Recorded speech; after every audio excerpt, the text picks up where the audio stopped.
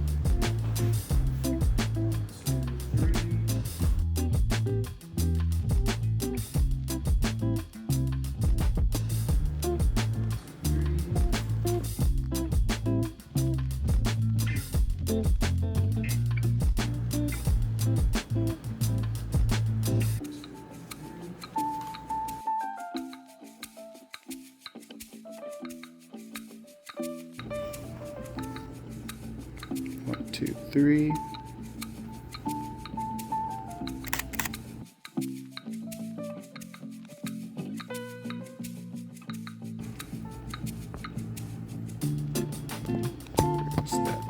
There we go.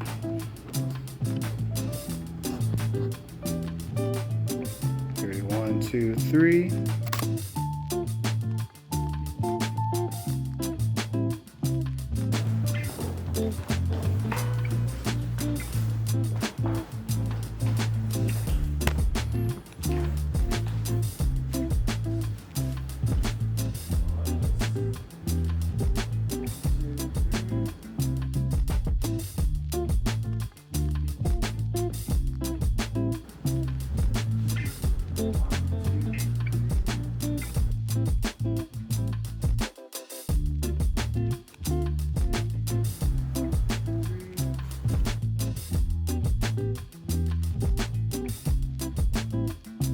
All right, now I have the 35 1.4 on the Z50.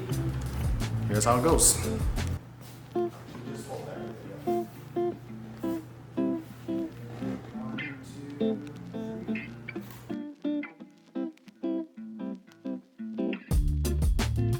Just come up like right here. Let's see that next time.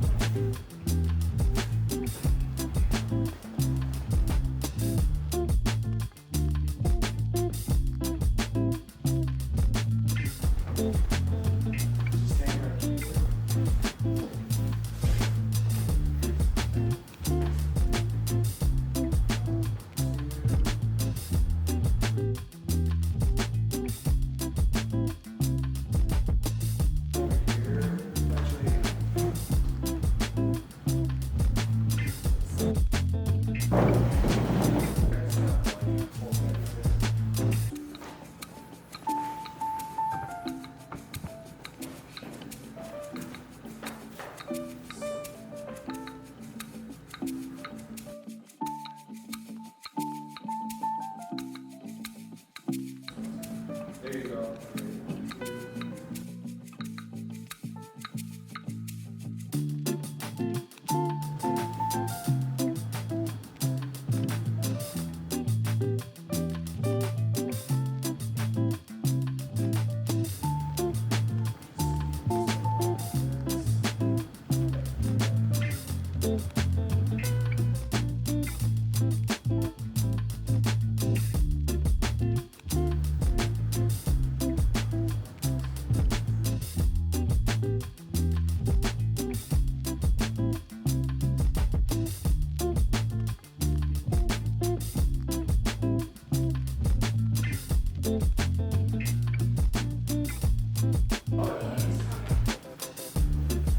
So like 5 minutes.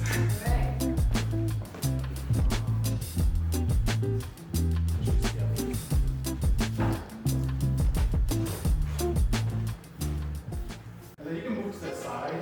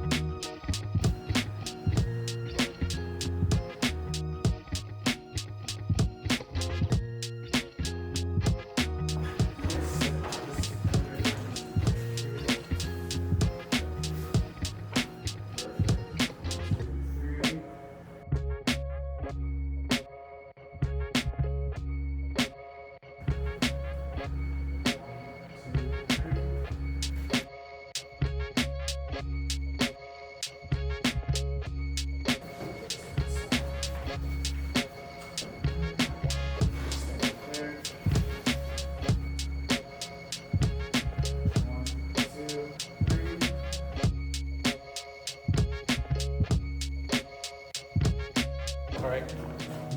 Now with the Z50, I have the 50mm 1.8 G lens on it. So let's take a look.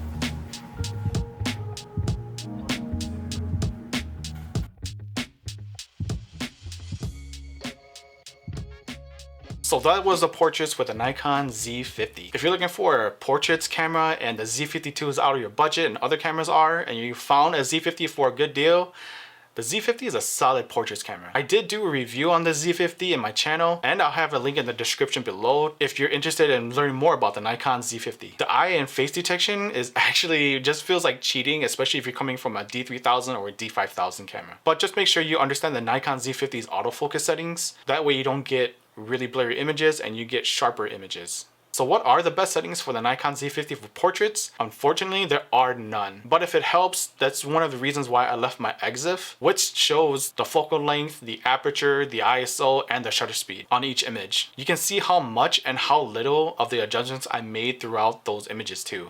And it just really varies depending on how much light I'm working with. And that's why there are no best settings, because it just really varies on how much light you're working with and what lens you're using and what your settings are to get that shot you want. And for sharpness, I think the Nikon Z50 can definitely produce really sharp images. I think the sharpest lens I had was the Sigma 35 1.4 Art. But what do you think was the sharpest lens in this video? Let me know in the comments. It's why I have the images zoomed in and then zoom out to show the full image, just to show you how sharp the images can be from the Nikon Z50. I think the Z50 can produce really sharp images with a pretty decent lens, and I hope the photos prove that too. And for the Z50's colors, I really do like the colors from it. The first two images that I did show in this video were unedited. The rest were edited, but with just minor adjustments and just some more adjustments with the color just to kind of give it more of a pop. I didn't use any of the Nikon color profiles, so they were just raw images, and I just edited from there in Lightroom. So what is the best lens for the Nikon Z50? It's hard to say because it just really depends on the style of photography that you like. So you tell me below in the comments what lens fits your style of photography most. Personally, I love the 35 1.4 Art. I love it on my Z50 and my Z6, so I really like the focal length of the 35mm lenses. I think I'm going to pick up the 35 1.4 Z lens from Nikon for both my Z50 and Z6 because I've been using it for several years now and it's been my go-to lens. The Viltrox 24 1.8 on the Z50 is actually really nice too. I think this is one lens I'm going to do a review on pretty soon. And if you are interested in purchasing these lenses that I have used, I'll have them in the description below on where you can purchase it or check it out too. Personally, I would definitely buy the 50 and 85 used, but the 35 1.4 Art lens is still kind of pretty expensive. I think I've seen them above 300 and I haven't seen them go down below that. And the Viltrox is the newer lens that I have. I do like it on the Z50 because it gives it a close to a 35mm focal length, and that's what I'm using right now to record this video. So right now this is the 24 1.8 on the Z50. So you tell me what lens fits your style of photography and leave a comment below. And I just wanted to show you that all of these lenses in a studio setting does work as well, especially the 85. So yeah, those were portraits with the Nikon Z50. If you have any questions about portrait settings or lenses to use on the Z50, please leave a comment below and I'll try my best to help. I hope you enjoyed this portraits video. I really appreciate it if you liked this video and subscribe because that really does help my channel grow. If you have any questions, again, like I said, leave a comment below and thanks for watching everyone. See ya.